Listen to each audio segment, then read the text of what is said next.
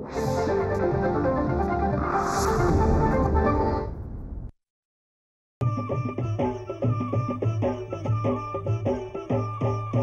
काळी आई धनधान्य देई, ही काळी आई धनधान्य देई. जोडते मनाची नाती आमची माती, आमची माणसं,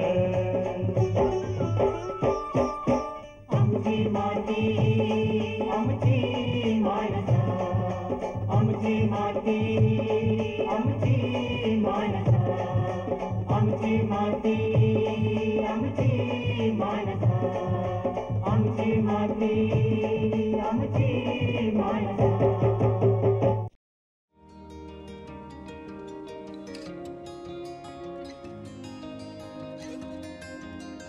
नमस्कार शेतकरी बंधू भगिनींनो, आमची माती आमची माणसं या कार्यक्रमात आपल्या सगळ्यांचं खूप मनपूर्वक स्वागत आहे. मंडळी, निसर्गाचा समतोल राखणं फार गरजेचं आहे आणि मच्छीमार बांधवांनीही हा समतोल राखण्यासाठी मदत करणं महत्त्वाचं आहे. होतं काय माहिती आहे का मच्छीमार बांधवांनो, आपण किनाऱ्यालगतच मासेमारी करतात आणि विशिष्ट पद्धतीने वेगवेगळ्या पद्धतीने मासेमारी करतात. त्यामुळे जलसंपदेचा एक मोठा भाग आपण ओरबाडून आणतो. मग असं होत असताना शाश्वत मासेमारी जी आहे त्याच्यावर त्याचा परिणाम होतो. मग यासाठी मच्छीमार बांधवांनी करायचं काय, तर ही जी दुर्मिळ होत चाललेली मच्छी आहे, एकूणच माशांचा जो आकार छोटा छोटा होत चालला आहे, यावर नियंत्रण आणायचं. मग खोल समुद्रात जाऊन मासेमारी करायची आणि तीही एका विशिष्ट पद्धतीने. नेमकी ही पद्धत काय आहे याविषयी आज आपण सविस्तर जाणून घेऊया. आजचा विषय आहे मोनोफिलामेंट लॉंग लाईन, एक शाश्वत मासेमारीची पद्धत. आणि याविषयी माहिती देण्यासाठी आज आम्ही स्टुडिओमध्ये आमंत्रित केले डॉक्टर हर्षवर्धन जोशी यांना, वरिष्ठ वैज्ञानिक सहाय्यक, मुंबई बेस भारतीय मत्स्यिकी सर्वेक्षण, कुलाबा, मुंबई. नमस्कार. नमस्कार मॅम. कार्यक्रमात आपलं खूप खूप मनपूर्वक स्वागत आहे. आपली एक अत्यंत भारतासाठी महत्त्वपूर्ण अशी संस्था भारतीय मत्स्यिकी सर्वेक्षण, कुलाबा. तर या संस्थेचं जे कार्य आहे सर, अतिशय कौतुकास्पद आहे. तर मला वाटतं की आपण जनसामान्यांपर्यंत आपल्या संस्थेची ही थोडक्यात माहिती सुरुवातीला द्यावी आणि मग मुख्य विषयाकडे आपण येऊ. जी फिशरी सर्वे ऑफ इंडिया म्हणजे भारतीय मत्स्यिकी सर्वेक्षण, ही संस्था 1946 साली इंग्रजांनी सुरू केली. डीप सी फिशिंग स्टेशन या नावाने याची सुरुवात झाली. झालं काय तर दुसरं महायुद्ध सुरू होतं आणि त्याच्यानंतर भारतामध्ये आपली जी लोकं आहेत त्यांना भूकमारी व्हायला लागली. तर त्याच्यावर उपाय म्हणून मासेमारी हे एक नवीन आपण पर्याय शोधला. मग नवीन नवीन साठे शोधणे, मग त्याच्यासाठी नवीन नवीन पद्धती कोणत्या आहेत त्या अंमलात आणण्यासाठी या संस्थेने कार्य सुरू केलं. 1974 याचं नाव बदलून भारतीय मत्स्यिकी सर्वेक्षण ठेवण्यात आलं. आणि मग आम्ही आमच्या वेगवेगळ्या वेसल्स घेतल्या आणि पूर्ण जो एक्सक्लुझिव्ह इकॉनॉमिक झोन म्हणजे आपल्या भारताला जो समुद्र वाटून दिलेला आहे, 2.02 मिलियन स्क्वेअर किलोमीटर एवढा आपला आधिपत्याखाली समुद्र आहे, जो अंदमान निकोबार घ्या, लक्षद्वीप घ्या किंवा पूर्ण भारताची कोस्टलाईन घ्या, हा सगळं त्याच्यात इन्क्लूड होतो.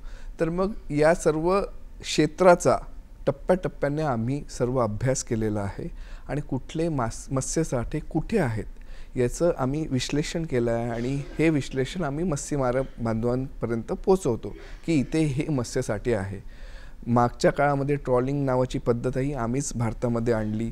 नवीन नवीन झिंग्यांचे असो की नवीन नवीन मत्स्यसाठे असो, हे सगळे कुठे आहेत हे आम्ही शोधून काढले. लॉबस्टर शोधून काढले कुठे आहे, शेवंड आपण त्याला म्हणतो. तर अशी ही संस्था कार्यरत करते आहे आणि पूर्ण भारतामध्ये याचे 6 बेस आहे. जसं अंदमान निकोबार घ्या, चेन्नई घ्या, मुंबई घ्या, गोवा घ्या आणि मुंबईमध्ये त्याचं मुख्यालय आहे. तर आणि आता सध्या स्थितीला आमच्याकडे 11 वेसल्स आहेत, म्हणजे जहाजं आहेत मोठे, की ते जहाजं आम्ही पूर्ण भारताचं एक्सक्लुझिव्ह इकॉनॉमिक झोन सर्वे करतो आणि त्याचं सर्व रिपोर्ट भारत सरकारला आम्ही पोचवत असतो. आणि याच दृष्टिकोनातून 2005 साली 2 जहाजी, जे मत्स्यवृष्टी आणि मत्स्यदृष्टी अशा 2 सिस्टर वेसल जपानमधनं भारतात आणल्या गेल्या, चायनीज वेसल आहेत त्या. आणि मग त्या चायनीज वेसल भारतात आणल्यापासून मोनोफिलामेंट लॉंग लाईन जी एक नवीन पद्धत आजचा जो विषय आहे ती पद्धत आम्ही भारतात रुजवण्याचा प्रयत्न करतो आहोत. नक्कीच. आता ही जी मोनोफिलामेंट लॉंग लाईन आहे तर ही म्हणजे नेमकी काय आहे? आजकाल आपण ज्या मासेमारीच्या पद्धती बघतो की पटकन डोक्यात येतं की ट्रॉलिंग, गिल नेटिंग. म्हणजे काय की ट्रॉलमध्ये आपण काय करतो की एक त्रिकोणी आकाराचं एक नेट आहे, ती एक विशिष्ट ठिकाणी जहाजीला जोडलेली असते आणि आपण बॉटम ट्रॉलिंगमध्ये म्हणजे तळाला ती नेट घासत घासत मत्स्यासाठी आपण पकडण्याचा प्रयत्न करतो. गिल नेट आहे, आपण गिल नेट अशी ठराविक ठिकाणी सोडून देतो किंवा बॉटम सेट असेल तर खाली त्याला तळाला असते ती. तर अशा वेगवेगळ्या पद्धती आहेत. तर ट्यूना लॉंग लाईन खास करून आपण कॉन्सन्ट्रेट करतो आहोत डीप सी म्हणजे खोल समुद्रातील मत्स्यसाठ्यांवर. तर यामध्ये काय आहे की एक नावातच आहे लॉंग लाईन म्हणजे एक लांब अशी लाईन असणार आहे. आणि आपण लहानपणी जो खेळ खेळायचो की मासे एक काठी असायची आणि त्याला गळ असायचा, तशा प्रकारेच एक लॉंग लाईन असणार आणि त्याला एक ब्रांच लाईन्स असणार. ब्रांच लाईन म्हणजे काय तर मी तुम्हाला दाखवायचा प्रयत्न केला तर अशी एक ब्रांच लाईन असेल, त्याला हा एक क्लिप असते याला अशी आणि एक स्विवेल असते आणि एक हुक असते. तर याला आपण मोठी लॉंग लाईन टाकली मोठी HDPAची की याला आपण असे मध्ये मध्ये या क्लिपने आपण त्याला जोडतो आणि याला या आकड्याला आपण बेट लावतो. बेट म्हणजे चारा मासा. हे हुक आहे. हे पण हुक वेगवेगळ्या पद्धतीचे आहेत, वेगवेगळ्या माशांना वेगवेगळं हुक आहे आणि हे आपण असं खोल समुद्रात लांबलचक लावून ठेवतो आणि मग विशिष्ट वेळेनंतर आपण ते काढतो. आणि खोल मासेमध्ये आपण तर ट्रॉलिंग करू शकत नाही. ट्रॉलिंग केली तरी कुठल्या भागात करायची, कशी करायची त्याच्यावर पण मर्यादा येतात. तर ही खोल समुद्रातले मासे काढण्याची एक नवीन पद्धत आहे, ती आपण आज बघूया. आता आपण याला म्हणालात की वेगळ्या वेगळ्या याच्यासाठी ती लावली जाते, तर मग वेगळा जो प्रकार आहे तर कोणत्या माशांसाठी हे हुक्स जास्त उपयोगी आहे, ही पद्धत जास्त उपयोगी आहे? ही पद्धत लॉंग लाईन खास करून ट्यूना आणि अलाइट फिशेस म्हणजे काय की ट्यूना आणि तत्सम मासे. तर ट्यूनामध्ये कोणकोणते प्रकार आहेत तर ट्यूनामध्ये आपण स्किपजॅक ट्यूना बोलू शकतो की आणि मराठीत त्याला कुपा मासा म्हणतात. मग कुप्यामध्ये वेगवेगळे प्रकार येतात की पिवळ्या पंखांचा कुपा म्हणजे येलोफिन ट्यूना किंवा छोटा कुपा, मोठ्या डोळ्याचा कुपा म्हणजे बिग आय ट्यूना. आणि वेगवेगळे मासे म्हणजे सॉड फिश तुम्ही ऐकलं असेल की वेगवान मासा आहे. 110 किलोमीटर प्रति म्हणजे त्याचा स्पीड आहे प्रति किलोमीटर. तर एवढा वेगवान मासा पण याच्यातच मोडतो. त्या ग्रुपला बिल फिशेस म्हणतात. तसं सेल फिश पण आहे, जसं पंखा एकदम मोठा असतो आणि तो पण याच्यामध्ये मोडतो. मार्लिन नावाचे मासे आहेत ते पण याच्यामध्ये मोडतात. तर हे जे मत्स्यसाठे आहेत ना यांना पकडण्यासाठी खास या पद्धतीचा वापर होतो. म्हणजे जे स्ट्रॉंग आहेत, जे वजनाने जास्त आहेत, जे वेगवान आहेत, जे सहजासहजी आपल्या हातात येत नाही, त्यांच्यासाठी ही पद्धत एकदम बरोबर तुम्ही पकडला आहे प्रश्न की जे मासे आता गिल नेट आहेत तर हे फाडून पण गिल नेट चालले जातात. एवढे वेगवान मासे आहेत आणि त्यांचं वजन पण भरपूर असते. तर आणि ते खोल समुद्रातच जास्तीत जास्त सापडतात. तर मग तिथे या पद्धतीचा वापर होतो. त्या खोल समुद्रात मच्छीमार बांधवांनी जावं आणि असे मोठे मोठे मासे खरं तर पकडून आणावे. बरं, आता ही जी पद्धत आहे मोनोफिलामेंट जी लॉंग लाईनची, त्याची गरज मुळात का भासली? याची गरज याच्यासाठी आहे की आता आपण आताचं प्रोडक्शन भारताचं बघितलं तर हे जवळजवळ 17.5 मिलियन मेट्रिक टन आहे आणि त्याच्यात समजा सागरी हिस्सा बघितला तर 4.4 मिलियन मेट्रिक टन एवढा आहे. पण हाचं आपलं प्रोडक्शन म्हणजे पोटेन्शियल असते, म्हणजे आपण समुद्रातून कितीपर्यंत मासे काढू शकतो याचंही लिमिट एक संस्था ठरवतात. तर आपण त्याचं लिमिट आहे 5.31 मिलियन मेट्रिक टन. तर जे मच्छीमार बांधव आहेत ते जास्तीत जास्त 100 मीटरपर्यंत जातात. खरं सांगायचं 100 मीटरही जात नाही, 50 ते 60 मीटर 70पर्यंतच जातात. आणि वेगवेगळे मासे पकडतात म्हणजे कोणते तर जे डिमर्सल आहेत म्हणजे जे तळाशी आहेत, जसे मॅक्रल झाणा किंवा मग मॅक्रल तर वरती सापडतो, पण जे ट्रॉलरमध्ये आहेत किंवा जे पद्धती आहेत. तर जो 2 लाख 30,000 मिलियन मेट्रिक टन मत्स्यसाठा आहे खोल समुद्रात. खोल समुद्र म्हणजे आपण कशाला म्हणतो की 12 नॉटिकल माईलच्या पुढे जा थोडंसं असं. तर तिथे जाऊन जो साठा अवेलेबल आहे 2,30,000 मिलियन मेट्रिक टन, तो आपण पकडला पाहिजे. आपण समजा हा मासाचं प्रोडक्शन बघितलं तर फक्त 20,000 मेट्रिक टनच आपण मागच्या वर्षात पकडला, तर 10% पण पकडत नाही आहे. तर याच्यासाठी हे खूप महत्त्वाचं आहे की आपण म्हणजे साधारणतः 12 नॉटिकल माईल त्यांनी समुद्रात जावं आणि ही मोठी मासे आपल्या गळाला अडकवून आणावे, हाच एक खोल त्यामागचा समुद्राचा उद्देश आहे. आमची माती आमची माणसं. या पद्धतीमुळे मग आता पर्यावरणाचा समतोल कसा राखला जातो? याच्यामुळे काय होतं आहे की आपण एकतर खोल समुद्रात जातो आहे, तर त्याच्यामुळे आपण तळाशी आपण काही घेणं देणं नाही आहे त्याची. जसं आपण ट्रॉलिंग पद्धतीमध्ये काय होऊन राहिलं की आपण तळाला ओरबडून सगळं काढतो आहे, तर ही पर्यावरण हानिकारक पद्धतीकडे आहे असं आपण बघतो शास्त्रीयदृष्ट्या. तर आपण त्याच्यावर पण लगाम लावतो आहे की आपण प्रोत्साहन देतो की तुम्ही ही पद्धत सोडा किंवा याला कन्वर्ट करा आणि तुम्ही आतमध्ये खोल समुद्राकडे जा.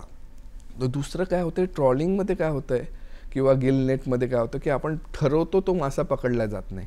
म्हणजे बाय कॅच, म्हणजे आपण टार्गेट केलेला जो मासा आहे, समजा मला सुरमईच पकडायची तर सुरमईच अशी तुम्हाला पकडता येत नाही, त्याच्यासोबत मॅक्रलही येतो, तारली येते, बांगडा येतो, काही पण या पद्धतीमध्ये बाय कॅच खूप कमी आहे. आपण ठरवलं की आपल्याला ट्यूनाच पाहिजे तर 100पैकी 70% 80% ट्यूना पकडता येतो. आपल्याला पाहिजे आपल्याला सॉड फिशच पाहिजे किंवा मार्लिन ज्याला चांगला भाव आहे बाजारपेठेमध्ये, तर ते आपण तर ही पर्यावरणपूरक पद्धत म्हणजे त्या दृष्टिकोनाने आपण याच्याकडे बघतो. नक्कीच. आणि प्रजननालाही इतर माशांचा वाव हा त्यामध्ये मिळतो. येस, नक्कीच आहे. आता ही जी पद्धत आहे, तर ही पद्धत भारतापूर्वी अनेक देशांमध्ये कदाचित आली असणार आहे, तर मग तिथे त्यांचे रिझल्ट्स, तिथे त्यांचे परिणाम कसे आहेत?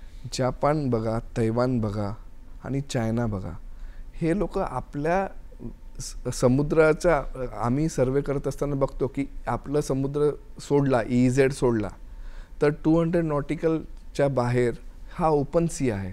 तर ते लोक इथे येऊन ओपन सीमध्ये पण ही पद्धत अवलंबतात आणि एक्सपोर्ट करतायत. तर आपण का करू नये? तर आपण आता आपल्या यातला थोडासा इन्व्हेस्टमेंट असते, थोडंसं भांडवल लागते, पण सरकार त्यालाही मदत करते. तर ही पद्धत करून त्यांनी आपला एक्सपोर्ट वाढवला आहे आणि आपल्याला आपल्या बाजारपेठेत समजा भाव नसला तरी एक्सपोर्ट करून याला भाव आहेच. बरं, आता तुम्ही एक्सपोर्ट करून भाव आहे म्हटलात, तर आता आपल्याकडे मच्छीमारांना एक विशिष्टच माशांकडे त्यांचं अट्रॅक्शन कदाचित आहे असं दिसतंय. मग या ट्यूनाकडे त्यांनी आकर्षित का व्हावं? म्हणजे त्याचं मूल्यवर्धन आणि त्याचं व्यावसायिक महत्त्व नेमकं असं काय आहे की त्यांनी खोल समुद्रात त्या ट्यूनासाठी जावं? एकदम तुम्ही बरोबर बोलले की ट्यूनाला आपण आता सध्या मार्केटमध्ये बघितला बाजारभाव हा तसा नाही आहे भारतीय बाजारपेठेमध्ये. तुम्ही होलसेल असं बघितलं, ठोक भाव बघितले तर याचे कुठे कुठे तर 40-50 रुपये किलोमध्ये पण मिळतो आहे, ॲव्हरेजली 100 रुपये किलो पण मिळतो आहे.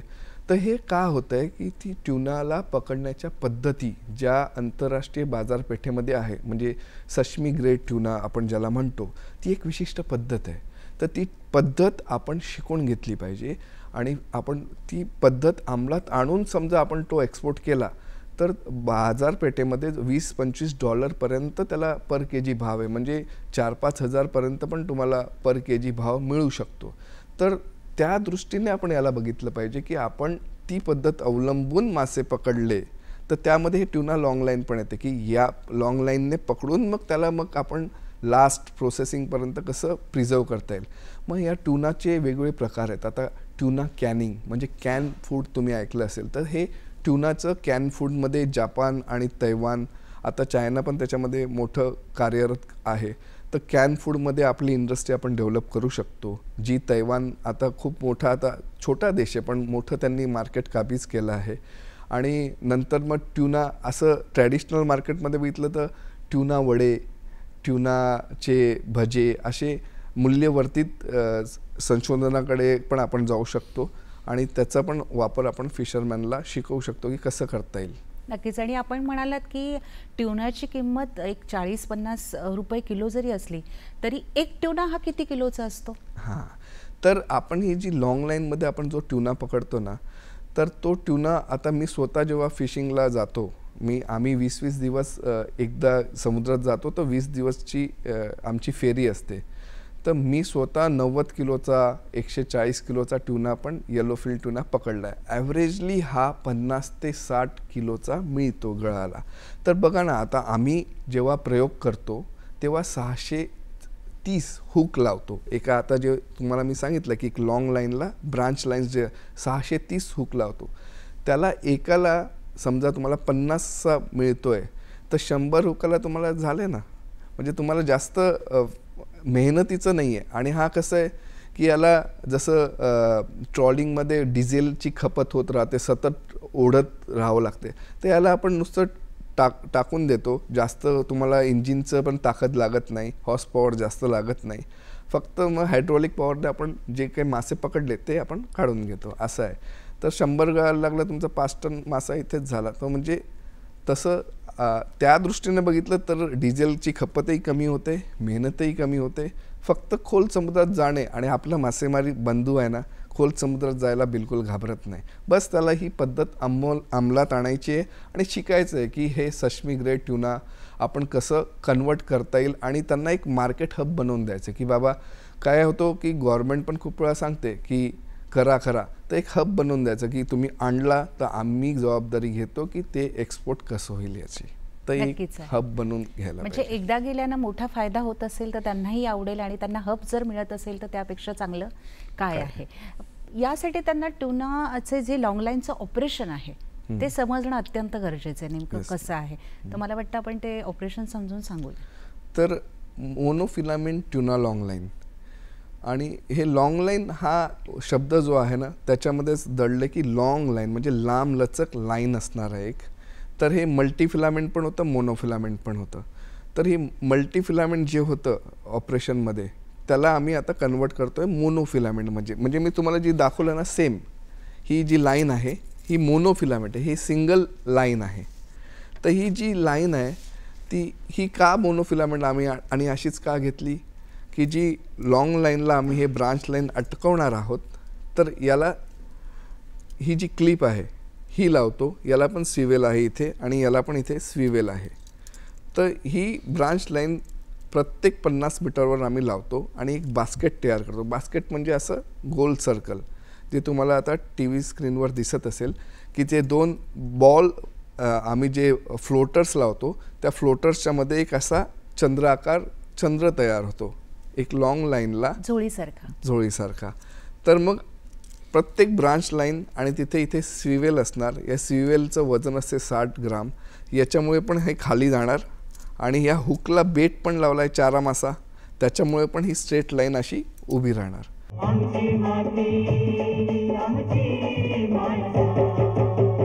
अशा ब्रांच लाईन लावल्यामुळे आणि या पद्धतीचं मटेरियल वापरल्यामुळे हे पाण्यामध्ये दिसणार नाही, हे पारदर्शक होऊन जाते. त्यामुळे माशाला फक्त चारा दिसतो, ही लाईन दिसतच नाही. त्यामुळे आपण आणि अशी लॉंग टाकतो. आम्ही जेव्हा टाकतो, जेव्हा 630 हे प्रायोगिक तत्त्वावर टाकतो. चायना जपानवाले तर हजारो टाकतात. आमची लॉंग लाईन असते 35 ते 36 किलोमीटरची. एकदा आम्ही ऑपरेशन करतो ते 100 किलोमीटरपर्यंत एक लॉंग लाईन टाकतात. म्हणजे ते किती मोठ्या प्रमाणावर या रिसोर्सला बाहेर काढतायत ते बघा. तर याच्यामध्ये एक हायड्रॉलिक ड्रम असतो, तो आपल्याला जहाजीवर लावावा लागतो, आणि त्या हायड्रॉलिक ड्रममधून मागच्या साईडने मास्याला अशा क्लिप्स लावून, चारा लावून ह्या अशा ब्रांच लाईन सोडल्या जातात. मग आपण त्याच्यासोबत रेडिओ बायो असतो तो सोडतो, कारण 36 किलोमीटर 100 किलोमीटर गेल्यावर लाईन आपल्याला परत काढायची आहे. तर जिथून टाकली तिथे परत पोचायचं आहे ना. समुद्रामध्ये वारा आहे, समुद्रात करंट आहे, लाटा आहेत. तर ही लाईन काय आपण टाकू तिथे जमिनीसारखी राहणार नाही आहे, ती इकडे तिकडे जाणार. म्हणून आपण रेडिओ बायो स्टार्टिंगला सोडतो, आणि मग त्या रेडिओ बायोला परत लाईनला टाकायला 5-6 तास लागल्यावर परत त्या स्टार्टिंग पॉईंटला जातो आणि मग तिथून काढण्यास सुरुवात करतो. असं हे ऑपरेशन सुरू होते. आणि मग याच्यात हायड्रोलिक विंचचा वापर होतो, कारण एवढ्या मोठ्या ज्या लॉंग लाईन आहे ते तर माणसं 10 लावा 100 लावा असे खेचता येणार नाही. त्यामुळे एक आपल्याला अश्वशक्तीचा हायड्रोलिक पॉवर लागते. मग ती पण आपल्याला वेसलवर लावावी लागते आणि मग ती खेचून एक एक मासा आपण काढतो. आणि जो मासा असतो तो छोटा मासा नसतो. कधी कधी तर मी स्वतः गेलो आहे तेव्हा 480 किलोपर्यंतचा मार्लिन मी काढला आहे. म्हणजे त्याला बाहेर काढणंही फार कठीण होऊन जाते.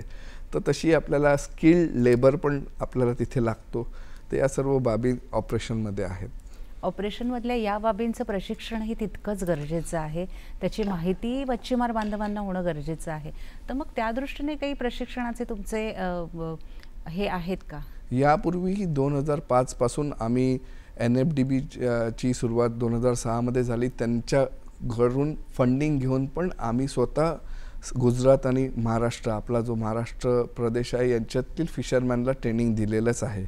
आणि जर कोणत्या कोऑपरेटिव्ह सोसायटी इंटरेस्टेड असतील, त्यांना याच्या दृष्टीने आमच्याकडे अप्रोच केला तर स्टेट गव्हर्नमेंटला मध्यस्थी ठेवून आम्ही त्यांना ट्रेनिंग पिरियॉडिकली देतो. म्हणजे आमचं हे एक मॅन्डेटच आहे की लोकांना ट्रेन पण करायचं आहे. तर आम्ही त्यांना स्वतः जहाजीवर आमच्या घेऊन जातो आणि ही मासेमारी कशी होते हे टेक्निकली आम्ही त्यांना शिकवतो, त्यांना ट्रेन करतो आणि त्यांना हा मोफत पण कोर्स देतो. कारण आम्हाला सरकार आम्हाला सांगते की ही पद्धत अंमलात आणा, कारण आपल्याला शाश्वत मासेमारी ही टिकून धरायची आहे. आता भविष्यातील ही जी मोनोफिलामेंट लॉंग लाईन मासेमारी आहे तर ही जास्तीत जास्त आधुनिक करण्यासाठी, जास्तीत जास्त उपयोगात आणण्यासाठी नेमकं आपण काय करताय? बघा, आता भविष्य तुम्ही म्हणाल की सर तुम्ही याच्यात पण तर चारा मासा तर चारा वापरतातच आहात, तर कुठेतरी हा माशाच्या ऐवजी आता जे ही पद्धत आहे ना ही तमिळनाडू, केरला याच्यामध्ये प्रचलित झालेली आहे. महाराष्ट्रातला जो फिशरमॅन आहे हा तेवढा ॲडॉप्ट याला केलेला नाही, आत्मसात केलं नाही. तर यांनी करावं अशी आमची इच्छा आहे. तरी काही पर्यावरणाला जे लोक चांगल्या दृष्टीने बघतात ते म्हणतात की तुम्ही या चाराच्या ऐवजी काही पद्धत वापरू शकता का? तर हो, तर आम्ही असे चारे निर्माण करण्याचा प्रयत्न करतो आहे आर्टिफिशियली की ते माशासारखे दिसावे किंवा त्यांना एक विशिष्ट कलर असावा की त्या कलरला एखादा विशिष्ट मासा अट्रॅक्ट होत असेल तर अशा पद्धतीचे बेट म्हणजे चारा मासा निर्माण करण्याचाही संशोधन सुरू आहे. आणि आम्ही एक PFZ म्हणतो आपण, पोटेन्शियल फिशरीज झोन, जो आम्ही सी वॉटर टेम्परेचर आणि आपण जिथे प्रवाळ म्हणजे आपलं प्लॅन्क्टॉन जे आहे ते बघून आम्ही डिसाईड करतो. तर तो PFZ कुठे या मासे अवेलेबल असतील ते आपण सांगू शकतो.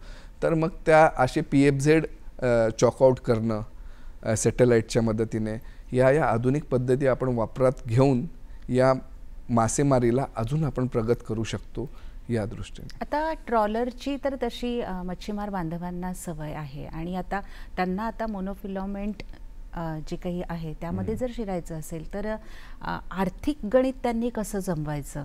मग त्यासाठी काही तुम्ही सरकार मदत करता आहे की त्यांनी ते कसं साधायचं? की इच्छा आहे बाबा आता आम्हाला जायचं आहे खोल समुद्रात, ही लॉंग लाईन पद्धत वापरायची आणि मासे मोठ्या मोठ्या किलोचे वजनाचे मिळवायचे आहे आणि हब तर तुम्ही त्यांना देताच आहात. तर मग पुढे त्यांच्यासाठी काही आर्थिक पण सहाय्य त्यांना आहे का यात?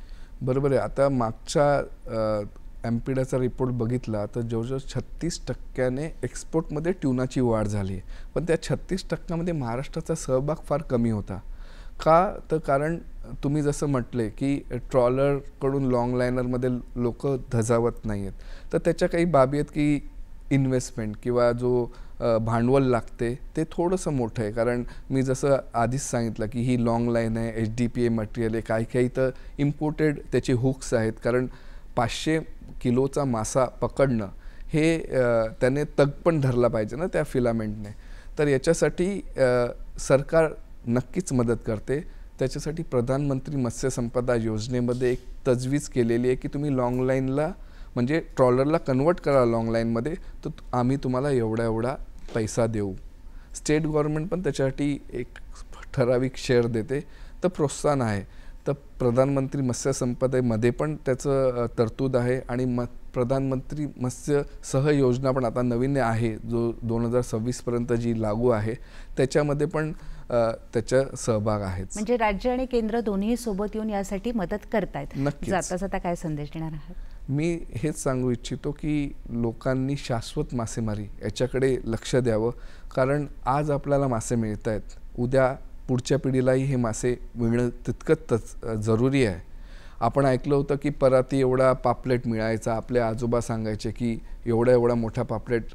आपण बघतो केवढा, एवढं छोटे 300 ग्रॅम 200 ग्रॅम ते सोडाच 50-50 ग्रामचे तुम्हाला पापलेट बाजारात दिसत आहेत. तर शाश्वत मासेमारी याच्याकडे लक्ष देऊन आपले मासेमारी जे बंधू आहेत त्यांनी आपलं कन्वर्जन करावं मोनोफिलामेंट लॉंगलाईनमध्ये. आणि आम्ही आहोतच की आम्ही तुम्हाला ट्रेन करण्यासाठी आणि सर्वस्परी मदत करण्यासाठी आम्ही अवेलेबल आहोत. म्हणजे नवाचा स्वीकार करावा, ते तुम्हाला प्रगतीकडे घेऊन जाईल आणि बदल घडून येईल तुमच्या आयुष्यात. एकूणच हे तुम्हाला सांगायचं आहे. अतिशय छान पद्धतीने हा एक विषय तुम्ही मच्छीमार बांधवांना, शेतकरी बांधवांना समजावून सांगितलात, त्याबद्दल मी आपले मनपूर्वक आभार मानते. धन्यवाद. Thank you ma'am.